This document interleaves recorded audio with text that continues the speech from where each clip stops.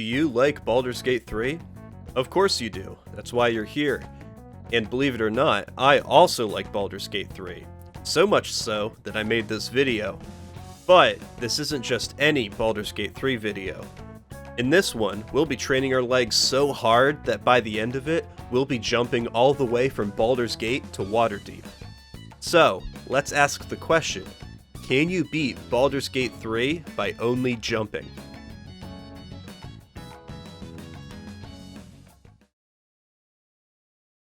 Let's go over the rules for this challenge. Firstly, my character cannot move during combat, he can only jump. Secondly, other party members are exempt from Rule 1. The reason for that is the third rule, where I'll be trying to achieve the farthest single jump distance possible. Because of this last and most important part of the challenge, if my party members had to follow the rules as well, we'd all be walking around as barbarian fighters, which isn't very entertaining. For our character, we'll be starting out as a Githyanki barbarian.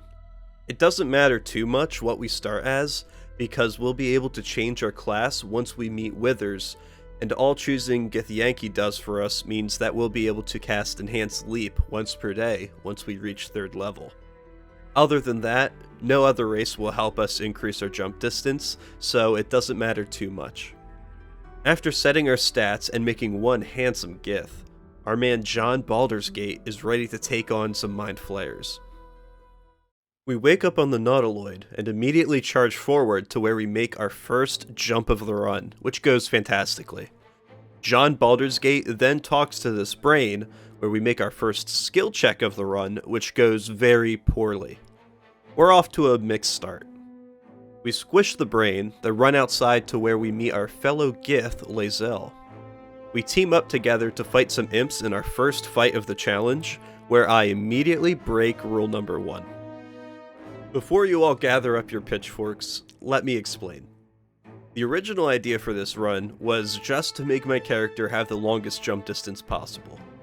It wasn't until I was already one play session into it that my buddy Justin suggested adding the only jumping allowed rule. I liked it, but I didn't feel like replaying the first 2.5 hours, so I just added that rule in starting from where I left off. I only made it as far as meeting Withers in my first session, so until then, I ask you to please put up with my cheating. We easily beat the imps and continue forward. We save Shadowheart, and despite her blatantly racist remarks, decide to team up with her as well. From here, we continue to the Helm, where we meet our first challenge of the run. This Commander Zalk guy has a fancy sword, and I want it. We start taking him down, which goes well enough for a while with our Lithid friend doing most of the work, until Zalk kills him. Zalk only has a few hit points remaining, but considering he resists physical damage, it's harder than it looks. Zalk manages to take John down right before Lae'zel returns the favor. We grab the sword and then scramble to recover and get to the transponder. After some tactical leaps and a fair share of luck, John manages to make it there in mostly one piece. After a cutscene, the Nautiloid crashes and we wake up on a beach. We wake up Shadowheart, who teams up with us again, and then we walk a short way and save the funny magic man from his purple portal. We spend a bit of time going around near the crash site and collecting friends, including Lae'zel, who is holding our fancy new sword. We backtrack a bit and take out some intellect devours using some sneaky magic and, notably, not using my new sword since I forgot to equip it. We then make our way to the Emerald Grove, where Aridin and his gang had just led a whole battalion of Gobos right to the front gate. Like the heroes we are, me and the homies jump into action right away and start cutting down green people. Everything goes smoothly, even though I forgot again to equip my cool fire sword. Really glad I nearly died for this thing. After the goblins are dead, we go inside the grove and defuse the argument between Zevlor and Aridin by threatening to murder the both of them. We find out from Zevlor that all the tiefling refugees from Elturel are going to be kicked out of the grove. We tell him we'll talk to Kaga, and then we go and convince these tieflings over here they should stay and fight against the goblins. After that, we go and meet our new best friend, Will. Friendship ended with Lae'zel, now Will is my best friend. Gale, Shadowheart, and Will are going to be our party members, at least for the duration of Act 1. After we get our party together, our next goal is to try and get enough XP to hit level 3. Hitting level 3 will give us our first meaningful increase to our jump distance, so we want to hit that as soon as possible. To get a bit more XP, we climb up to the telescope lady and save her from the bugbear assassin. As thanks, she gratefully and willingly gives us a soul coin. We start making our way towards Kaga, but get sidetracked by this interesting fellow by the name of Volo. We tell him an accurate accounting of our fight with the goblins and find out that he is planning to go visit their camp. Go for it, buddy. I'm sure that'll go great. We then go and meet Kaga, who is currently trying to justify the imprisonment of this child. Like we have a few times so far, we politely convince her to let the kid go. Then she asks us to escort the tieflings safely back to Baldur's Gate. On the way out, Gale confides in us about his moonsugar addiction, and Shadowheart avoids telling us about her masochism tattoo. We talk to Arabella's parents, who give us a necklace, then we go see Zevlor. He asks us to take out the leaders of the goblin camp, and since we have nothing better to do, sure, why not? We then head back down near the idol and convince Yogi to move off this elevator, which gives us enough XP to level up. Now that we've hit level 3, we get the first class ability that increases our jump distance in the form of the Wild Heart subclass. Specifically, John Baldur's Gate is going to become a Tiger Heart Barbarian, which will increase our jump distance by 15 feet while we're raging. Now that we're level 3, we're ready to leave the grove and find some other stuff to do. We got a fancy necklace and got bit by some spiders. Then we ran into 2 weirdos and their brother who picked a fight with an owlbear. The dying dwarf calls me a true soul, which I have no idea what that means, then dies while our cleric Shadowheart stands in the back not healing him. For some reason, the 2 siblings ask me what to do next, so I convince them to go and fight the owlbear. Don't worry guys, I'm right behind you. We check out the dead body for loot and fail another skill check, meaning we acquire our second Mind Flayer tadpole. Our 2 friends just went ahead of us to try and kill a giant monstrosity, so can you guess where we're going next? If you guessed the bandit ruins, you'd be absolutely right. We hightail it to the bandit camp, where we drop some rocks on 2 people who, as far as John knows, are 2 innocent civilians. We wipe out the rest of the bandits, do some puzzle solving and trap disarming, and then square up with a bunch of bony boys. By using some expert jumping skills and at least 1 spell slot, we beat the skeletons and free our boy Withers. We're gonna need this guy because eventually we'll need to respec our class. This was also the last thing I did during my first play session, so from now on I won't be cheating anymore. From now on, only jumping. After that, we make our way back to the Druid's Grove where we try and save a kid from some harpies. I wanted to wait for us to be level 3 before taking this encounter on, because it can be really hard if you get lured by their song at the beginning. Well, that's exactly what happens, and Will instantly ends up face down in the water. You may also notice that throughout this fight, I use the Rage Cleave attack against single targets even though it does half damage to them. I don't notice it does half damage until a good deal later, so until then, John Baldur's Gate is just gonna suck at killing things. The first major fight without walking doesn't go too bad, especially since we were forced to walk into hitting range of the harpies anyways. Look, I didn't choose to walk, so I'm gonna let it go. After a tough struggle, we managed to take down the harpies and save that kid, and then we jump over to their nest and get some decent loot. After getting our asses handed to us by those harpies, we take a well-deserved long rest. Afterwards, back in the grove, we talk to Nettie, who tells us she's unable to remove the tadpole from our skulls. She does offer us the solution of killing ourselves, which would solve our immediate problem of turning into a Mind Flayer, but unfortunately would leave some long-term negative consequences. She does tell us that if we can rescue the druid leader Halsin, he might be able to cure us. He got captured by the goblins, which is convenient because we were going to go there anyways. We also make a point to talk to Mole after saving that kid from the harpies. She says she wants us to steal the idol of Sylvanas from the druids as payback for what happened with Arabella. I'm not ready to start a battle to the death between the tieflings and druids at the moment, but maybe I can get the idol later when the opportunity arises. Next, we go and track down the siblings who went after the owlbear and find that, unfortunately, they weren't dumb enough to go in without us. No matter, we'll just take it on together. We go and talk to the owlbear using our super barbarian powers and convince it to leave us alone. Unfortunately for it, we didn't get any experience for that, so she'll have to die anyways. As if I were being punished by the gods themselves for killing nature, I miss my first attack even though I have advantage, which doesn't matter in the long run, but does feel like I'm being sent a message. We kill the owlbear, then send the siblings to the goblin camp. We'll meet up with them later. After that, we go to the bottom of the cave where we find a Selûnite shrine. Through the power of metagaming, we unlock the enchanted chest.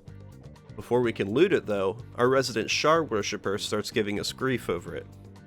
My mother always told me to keep my clerics in good graces, so we let Shadowheart have this one. However, what she doesn't know won't hurt her, so we drop the party off out of sight and go back to collect our loot.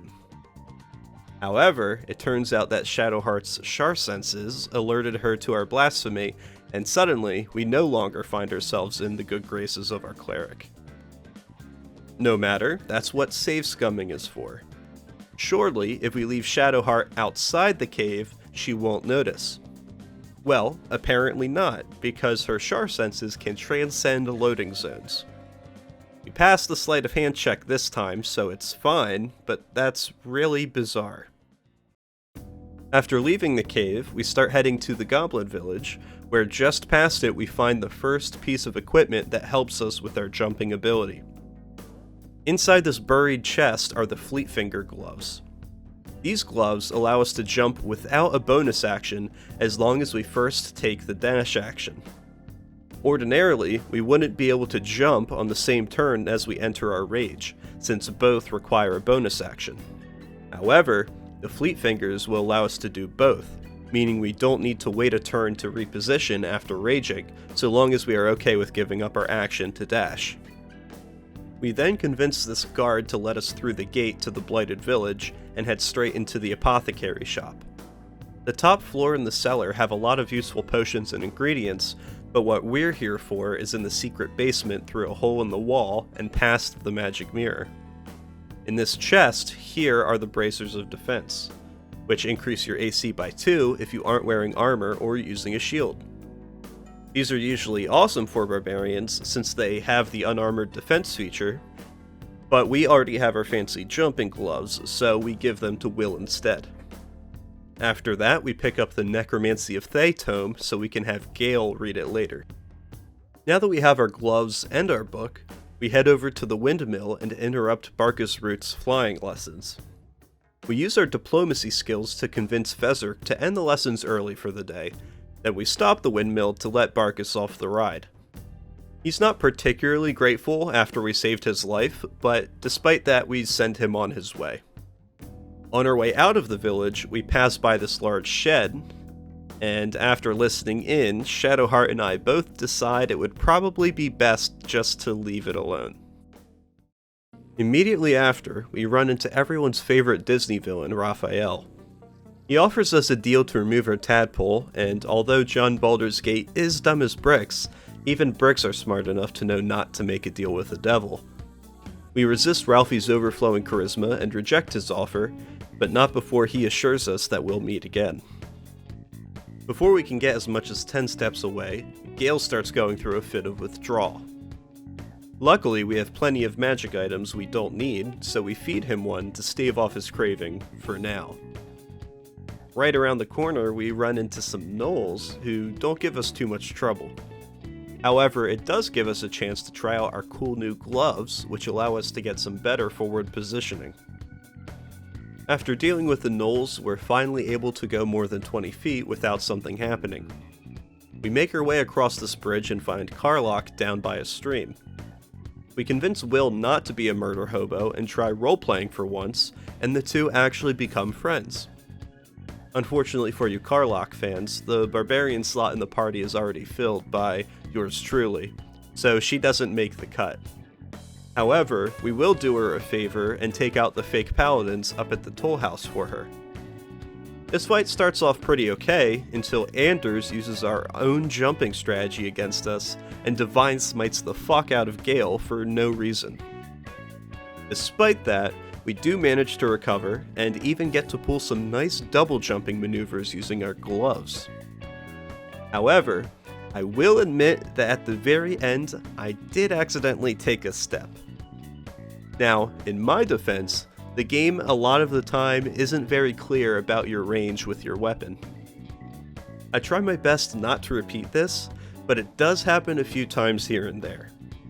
If it's something silly like this, I usually just ignore it because who really cares about a half step? But in cases where I misclick and walk a good bit, I try and correct for it.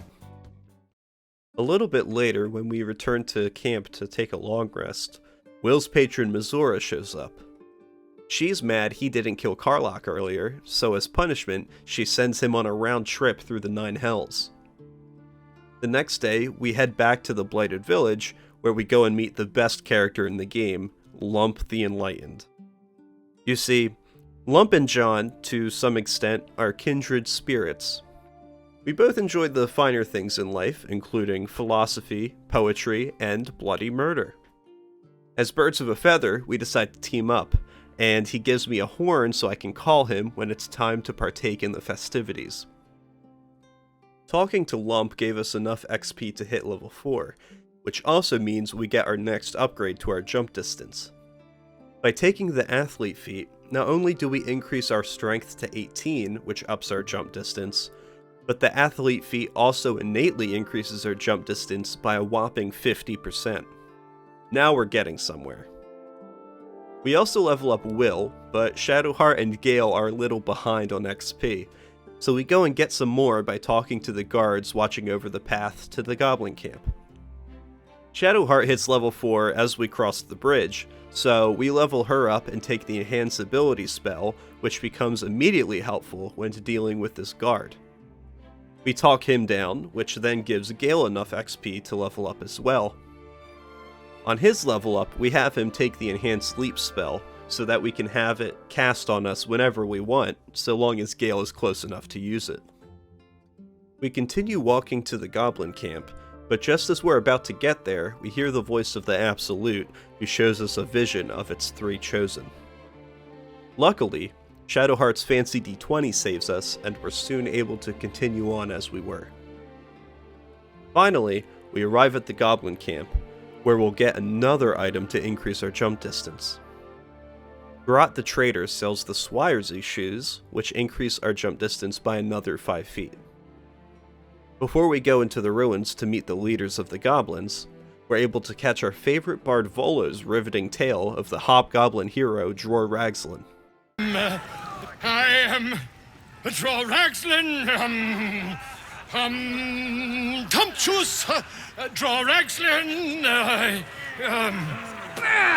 You broke him! Wait! Dror Ragzlin, we pray, we... Come on, pigeon! Back to your cage! After Volo gets booed off the stage, we head inside where we talk our way past the guards to go see Roa Moonglow, a Zentara merchant. Just minutes after getting our last jump upgrade, we get another one in the form of the Monster Slayer Glaive, which also increases our jump distance by 5 feet. The Glaive is also a +1 weapon and deals an additional 1d4 damage against monstrosity type enemies. It's good this weapon is decent, since it will be the one we'll be using for quite a while. The goblins might not have appreciated Volo's stellar performance, but I certainly did. I make a point to stop by his office and negotiate an early end to his contract with his manager. We get him released, then we continue on to help another prisoner. We heard that the druid Halsin should be somewhere in this camp, and I know just where to find him. We go to the warg pens, where we find Halsin wild-shaped into a bear behind some bars. Some goblin kids are throwing rocks at him, and we offer to give them a taste of their own medicine. Not because we care a whole lot about Halsin, but because John Baldur's Gate could never pass up a chance to murder goblin children. The kids try to run, but their stubby gobbo legs can only get them so far before Will and Gale take them down. Through the power of jumping and an angry cave bear, we take the wargs and goblins out and successfully free Halsin. Now that he's free, Halsin thanks us, but unfortunately he can't cure us. However, he does have an idea as to where the Absolute Cult is based out of: Moonrise Towers. He says he'll join us in traveling there, but first he needs to take out the goblin leaders. That sounds good to me. I was going to do that anyways. But it should be even easier with Halsin on our side. Just as we step through the exit to the warg pens, we're met with 3 guards who aren't much more than a speed bump for us. This goblin boss does a number on Halsin and Gale, but Shadowheart gives the party some heals before we're off to face the first of the 3 leaders, Priestess Gut. This fight never got dangerous, but it did go on for a while since the spellcasters kept healing everyone, and one of the goblins even called reinforcements early on. Our party had to fight about a dozen goblins throughout the entire encounter, including multiple shamans and the priestess herself. The fight might have gone faster if I wasn't so stingy with my spell slots, but knowing I had 2 harder boss fights still to come, I had to try and conserve them the best I could. We take down all the goblins and take a short rest. After freeing a prisoner from Eridan's group, we head into the back of the ruins to take on Minthara. We easily take on the few guards along the way, then face off with the lady herself. The first turn goes pretty well, with us resisting her hold person spell. Minthara then puts herself in a perfect position to have gravity do our work for us, but knowing she has some good equipment, I decide against sending her and her loot to the bottom of a ravine. Instead, I have Gale hit her with a Ray of Enfeeblement. Shadowheart lands a Guiding Bolt, and then Will sets up Hex and lands an Eldritch Blast. Just that easily, she's already at half HP. I go to close out the round with a big hit, and miss despite my reckless attack.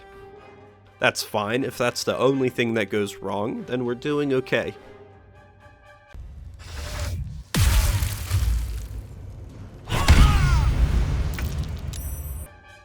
Okay, so very suddenly, things are not going well. Also, where is Halsin? Halsin rejoins us, but it's a little late. We really need to break out of that hold person.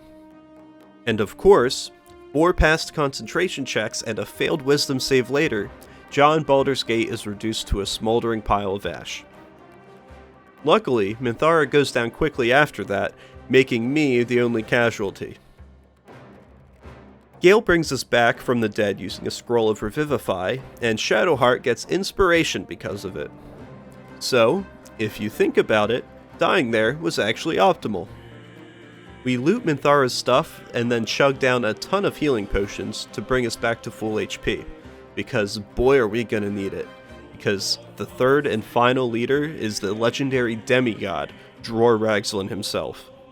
This will be our toughest challenge yet. But, since you made it this far, why don't you leave a like and hit the subscribe button? This video took a ton of work, so I could really use the support. I won't hold you up too long with the pandering though, let's just get back to it. The power that Dror Ragzlin wields at his fingertips would make even a dragon envious, so considering that, we're going to need a strategy. I decided that stealth would be our friend in this fight, and that if we could get the drop on Ragzlin and his gang, we might be able to come out on top. The plan is to send Shadowheart up on the ramparts with a smoke powder bomb to surprise Dror Ragzlin, and maybe take out one of his guards with him. After that, the rest of us would creep through the lower door, and all get sneak attacks on the others, thinning their ranks. I thought the plan was a good one, till Shadowheart got seen literally milliseconds before I hit the turn-based mode button. Without the advantage from stealth, we miss our bomb throw and deal a fraction of the damage we could have. Well, so much for that plan. The rest of the party sneaks in through the lower door, and we barely manage to take out a single goblin using all of our actions because of our terrible damage rolls. Turns out Dror Ragzlin is not only all-powerful, but also very lucky. Despite that, we fight on, and by struggling with all our might and finding some luck of our own, it looks as if we might actually win. That is, until Dror Ragzlin uses his almighty push and sends John flying 30 feet down into the spider pit. And it's this moment where things start going really poorly.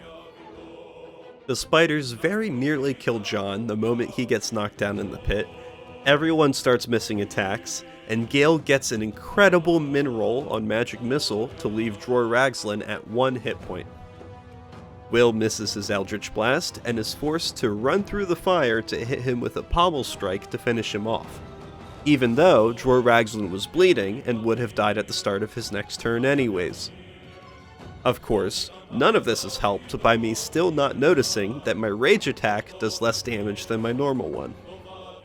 I'm forced to send Halsin down in the spider pit to try and take some of the heat off John, and from that point, everything just continues to be misses and min rolls until too many rounds later, we finally manage to take down all the spiders and goblins. With all the leaders dead, Halsin tells us to meet him in the grove, then runs off, leaving us alone in the spider pit. I'm not able to find a way out, so I switch to Will to open the gate from the other side, when the AI reminds me that my character can jump really far. We loot the goblin treasure stash, getting some pretty sick gloves, and then we make camp so that we can take a long rest before we try and break out of the goblin camp. We talk to Volo, who had made his way here after we freed him, but instead of asking him for a performance, we tell him about our tadpole. He lets us know that he'll do some research on how to remove it and get back to us. We lay down for a long rest, but instead of sleeping, we start turning into a mind flayer, which really sucks. As we try and gather ourselves, Lae'zel sneaks up on us, trying to end our playthrough here and now. We use our tadpole power to convince her to wait until morning. Surely a good night's rest will keep the tadpole from eating our brain. However, it's not good sleep that saves us, but instead the dream visitor, who shows up and halts our transformation. She shows us a disco rave space battle that's going on, and says we can stop it if we embrace our potential. Even after beating the game, I have no idea what is going on in this scene. Anyways, we wake up yet again feeling right as rain. However, after that close call, we need to get rid of this tadpole as soon as possible. And it seems like overnight, our man Volo has come up with a solution. Let's see what our multi-talented friend has cooked up for us. Then, tap, tap, stab. Well, at least I got a cool magic eye out of it. Now that we are well rested, we're ready to take on the rest of the goblin camp. I think this fight here is actually the hardest part of the whole camp, but luckily for us, we have a secret weapon. Our best friend, Lump the Enlightened. We call in the Ogre Shock troops, and suddenly, we've become the favorites in this fight. There's just one small problem. We kinda lied to Lump and said we'd pay him 1,000 gold. Sorry, homie, that's not happening, so you're gonna have to go down too. For most of the fight, John is stuck fighting Guard Gurgon, because I still haven't realized that my rage attack sucks against single targets. I know that at some point I figure it out, but damn, that makes these fights suck until then. The fight takes a while, but at no point were we in any real danger. We managed to beat all the goblins and Lump's gang, winning some good items in the process. From there, we head back to the Druid's Grove, where we see Zevlor has already gotten the good news. The Tieflings are going to be heading to Baldur's Gate, but first, they're going to join us at our camp tonight for a party. We head into the Grove and meet Halsin, who is chewing out Kaga for being a terrible person. Halsin says we'll go into detail on what's next the following day, which sounds good to me. Let me just grab this souvenir for Mole on my way out. We'll get it to her without being caught by using some quick travel shenanigans. We go into the underground section of the grove to collect our reward from the vault, and thankfully, no one questions us about the missing idol while we are there. I know we have a party to go to, but there's plenty of daylight left and we could use some more experience points. John leads the party up to where the Knoll leader is attacking the Zentarum agents. Now, even at level 4, this fight is still really hard, so we're going to have to play smart if we want to win. We open with a huge cloud of daggers from Will on some of the gnolls in the back, and then we get straight to the important part. We send John in, right up to the Knoll leader, Flint. Once it cycles back around to her turn, and after we thin the herd a bit more, Lind connects to us telepathically using her tadpole.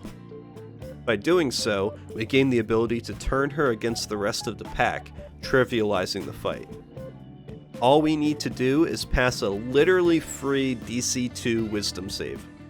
As long as we don't fumble,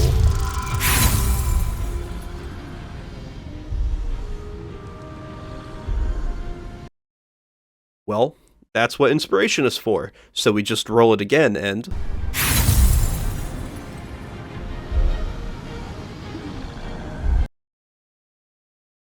This is just the story of my life now. Third time is indeed the charm, and we successfully turn Flint on the rest of the gnolls. From there, the rest of the fight is easy enough. We have a conversation with Rugen, who gives us an invite to the Zentarum hideout over at Joaquin's Rest. We decide to head straight there, only to find that it has been attacked by the Absolute Cult. Apparently, Duke Alder Ravengard of Baldur's Gate might be trapped inside, so we help the Flaming Fist bust the doors down and go looking. We instead find a man named Benrin trapped under some fallen beams. We help him escape and continue looking for the Duke. We find another trapped person, but this isn't Ravengard either. It's his attendant, Counselor Floric. She informs us that the Duke was captured by Drow, who we know to be absolute cultists. We also find out that Will is the Duke's son. Wow, didn't see that coming. Soon after, Gale asks for another hit off our magic stash, and he confesses to us that the source of his addiction is a Netherese artifact he has in his chest. Not really anything we can do about that at the moment, so we continue on to the Zentarum hideout that Rugen told us about earlier. We buy some stuff, including a slave who knows how to paint. We then head back to our camp to celebrate our win over the goblins, where we chat with everyone a bit and share an intimate moment with Shadowheart.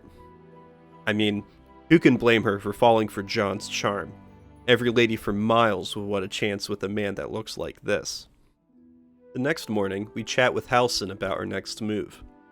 He says we can either go over land to reach Moonrise Towers, or through the Underdark. We decide to do the latter, but we have some loose ends to tie up before we head down there. We head back to the Blighted Village to do some spider extermination. We don't have any hiccups, apart from this part where I forget what challenge I'm doing and just start walking. I decide it's fair to just walk back and end my turn, and it doesn't end up mattering much in the end. We make up for it with a sick jump, and clean up the rest of the preliminary baddies. Then we go and easily take down the giant phase spider using some stealth and gravity shenanigans. We pick up this amethyst so we can have Gale read the Necromancy of Thay once we're on the surface. Gale tries reading it and develops schizophrenia, which we can't do anything about at the moment. We head back to the Shattered Sanctum so we can find our way to the Underdark. We pass by this ogre that we convinced to let us go, but unfortunately for her, we're close to leveling up, and she looks like just enough XP. However, after beating her, only Will is able to level up, so it looks like my math was a bit off. We find the secret way to the Underdark by solving a puzzle, and find an abandoned Selûnite outpost once we're down there. We watch a Minotaur get atomized, then destroy a holy Selûnite artifact, which fittingly gives Shadowheart enough XP to level up. We then take our first steps through the gate and into the Underdark proper, where we go and pull a fancy drow sword from a stone. Doing so finally brings the rest of the party up to level 5, meaning we get Fireball on Gale and extra attack on Mr. Baldur's Gate. Now that everyone is level 5, I quickly respec Shadowheart into a life cleric for better healing. Then we head topside to get some more upgrades before we take on the scary stuff in the Underdark.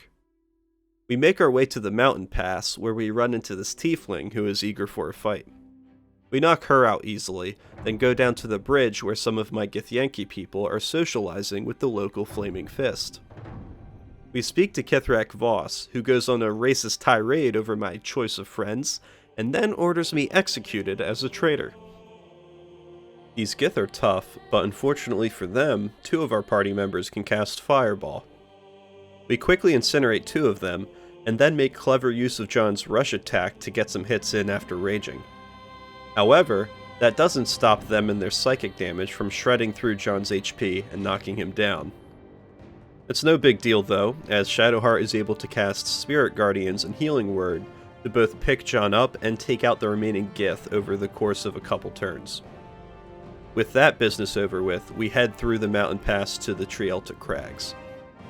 Now, I intend to save this area for later, but we can make a detour here to get a very useful item for John. Around the bend is Lady Esther.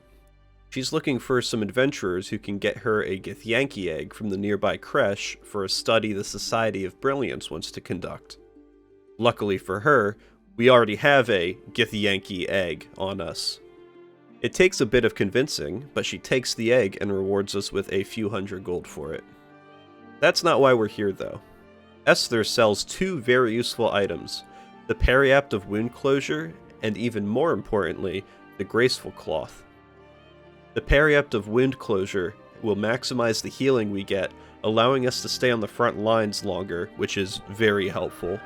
And the Graceful Cloth will give us an extra 5 feet of jump distance, a +2 to dexterity, advantage on dexterity checks, a +1 to dexterity saving throws, and resistance to fall damage. That's a lot of abilities, but to sum it up, John Baldur's Gate, jump good. Now that we have our cool shirt, we head back down to the Underdark to start finally making some real progress there. We take out the other 2 Minotaurs in a fairly easy fight.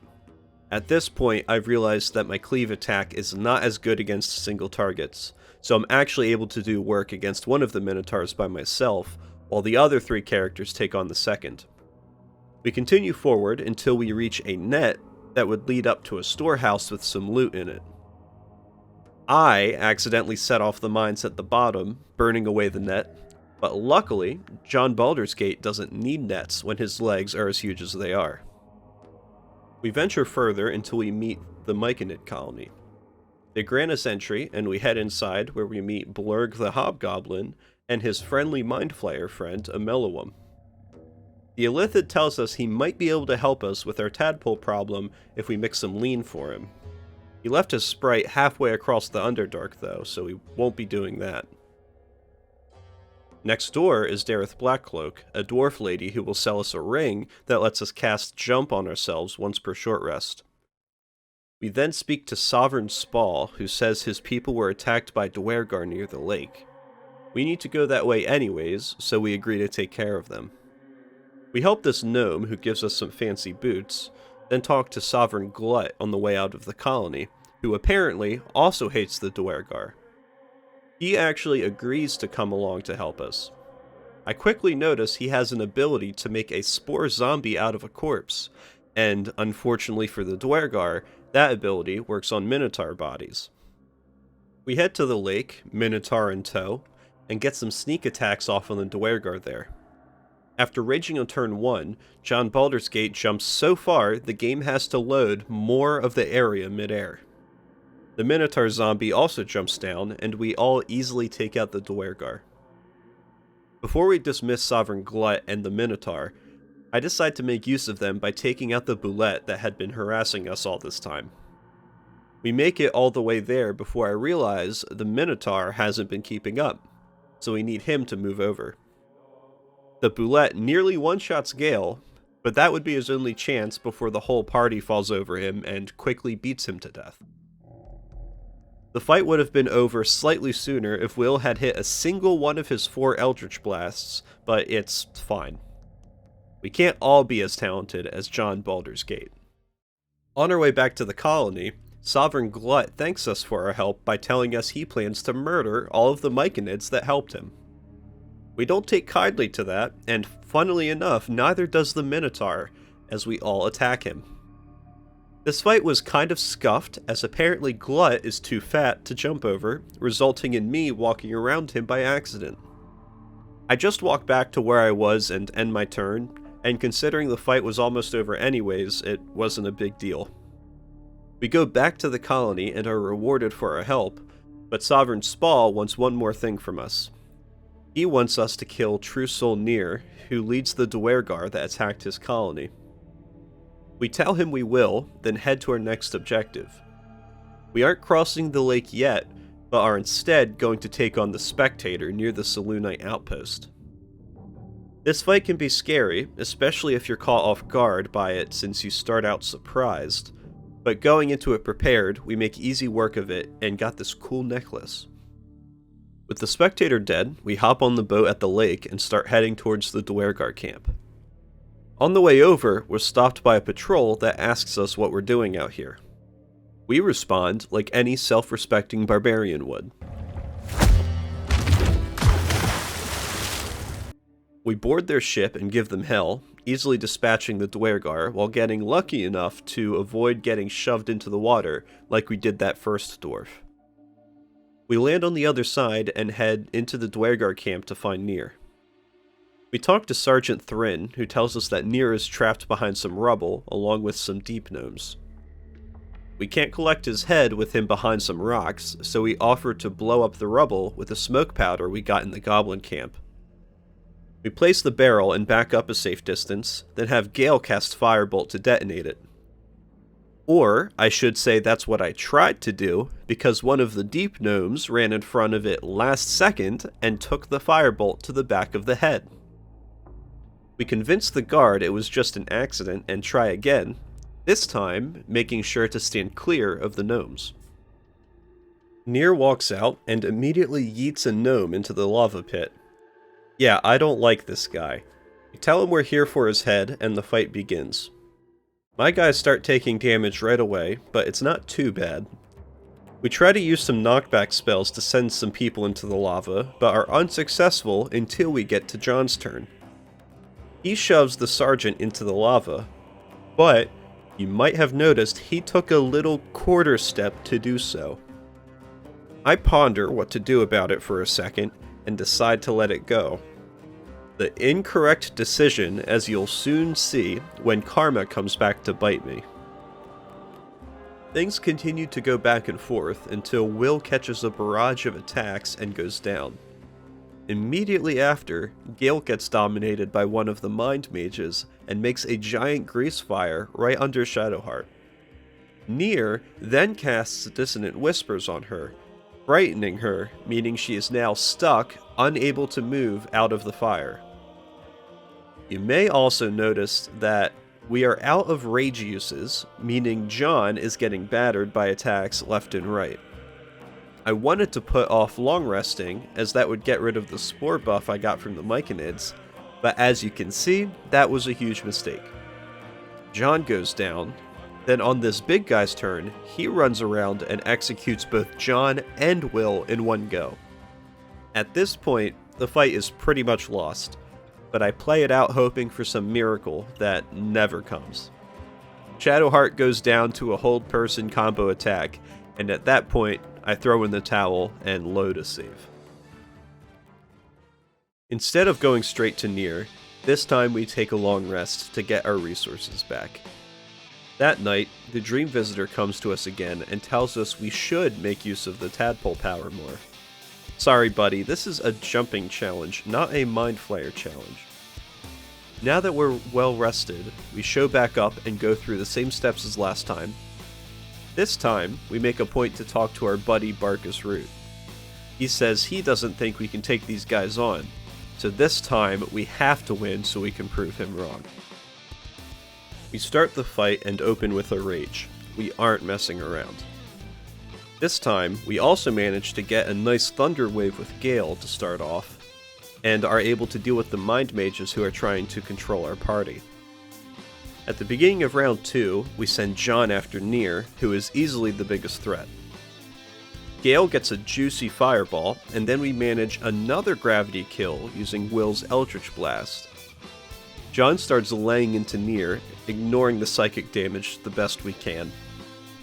Will grabs us a third gravity kill, and now things are looking up for us. With one more swing from John, Nier goes down, and from there it's just easy cleanup. With all that nasty business taken care of, we talk to Barkus, who tells us he is trying to rescue his friend Wulbren from Moonrise Towers. We convince him to rest at our camp, and he agrees to meet us there. We then head back towards the boats, where we convince some Rothe to clear the rubble for us. We've got a bit more business to finish up before we leave for Moonrise, and one of those things is the Adamantine Forge. We make use of John's jump distance to bypass the lever puzzles and just jump all the way there. After getting the waypoint, we can just warp the rest of the party over. At this point, I wrapped up my session for the day, and with my next one probably being my last one in Act 1. However, this is where I must be the bearer of bad news. My dumbass forgot to hit the record button at the beginning of the session, and I didn't notice until I had finished the rest of Act 1. Now, don't fret too much, because I was able to run back through and get a semi-accurate recreation of a lot of what happened. So, to start off our final session, we went back to the Trielta Crags and tried to find our way into the Githyanki Creche.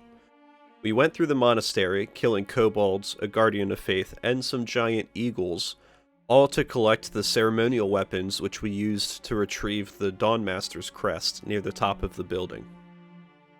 We then talk our way into the creche, where we get enough XP to hit level 6. We give John a level of fighter, which will be the class we will be picking from here on out. We stop by the quartermaster, where we buy the gloves of dexterity, which will be very useful. I also notice I forgot to turn in Nier's head to the Myconids, which is something I will continue to do for the rest of the session. We then go and confront Kithrak Thorezin in a fight that went so horrible that we had a total party kill. The first fight started out with 3 out of 4 of us failing our fear saving throw, then getting swiftly murdered as more and more Gith made their way into the room. On the second try, I counterspelled fear with Gale and had Will cast Hunger of Hadar to obscure the doorway, which made the fight go much smoother. We then went downstairs to confront the Inquisitor, who wanted us to hand over the Astral Prism. We said no, so we got into a fight over it. In the actual fight, everything went extremely well, with Will's Hunger of Hadar proving itself as the new MVP in the lineup by locking down 3 of the Gith at once on the top of these steps. However, in the footage here, Will got critically hit and dropped concentration on the spell, which is not an accurate recreation of what happened. We defeated the Inquisitor, then had to face off with Queen Vlaakith, which I didn't bother getting footage of. Basically, we agreed to go kill the Dream Visitor, but changed our minds and just talked to her instead. It really wasn't that interesting. After that, we went through the secret door leading to the Blood of the Lathander. We disarmed all the traps, only getting thrown into the abyss once, and used the Dawnmaster's crest to retrieve the artifact. This weapon will be indispensable to us going forward, especially once we reach Act 2. With our business in the creche done, we snuck out through the back entrance, past the quartermaster, and made our way back to the Adamantine Forge to make some fancy new equipment. Once we got there, we made sure to collect the molds for splint armor and the shield, as well as the mithril ore we'll need. Then, we headed down to the forge proper, where we squared off with Grim. This fight can be tough, but if you know to use the forge hammer going into it, you can make it quite simple. You can kite him under the hammer easily, as he'll always go after whoever damaged him last. We had John position himself on top of the mold and shot him with an arrow, then used Gale and Will to operate the forge and drop the hammer down. We needed a second one of those to finish him off, but the fight itself went on without a hitch. We even made sure to position Shadowheart properly so that her spirit guardians would deal with the Mephits. As you can see by this one here, it was incredibly effective. With our victory attained and new equipment secured, we then headed for the elevator out of the Underdark and to the Shadow-Cursed lands. And that, my friends, brings us to the conclusion of Act 1. Before we call it for now, let's tally up our maximum jump distance for the end of Act 1. After combining the bonuses we have, including our strength score, our items, our rage bonus, the athlete feat, and the enhanced leap spell, we reach a grand total of 206 feet in one jump. And folks, it only goes up from there. Thank you so much for watching to the end. This video took a lot of work, so I'd appreciate it if you hit the subscribe and like buttons, especially if you want to see Act 2. Also, please leave a comment telling me your favorite part of Act 1, or if you think I've missed anything in my quest to have the strongest legs in Faerun. While you're waiting for Act 2, consider checking out my D&D stream game that goes live on Twitch every Thursday around 7 PM. The link is in the description, and all the previous episodes are in a playlist here on YouTube. That's it for now, but thanks again for watching. I'll catch you next time. Peace.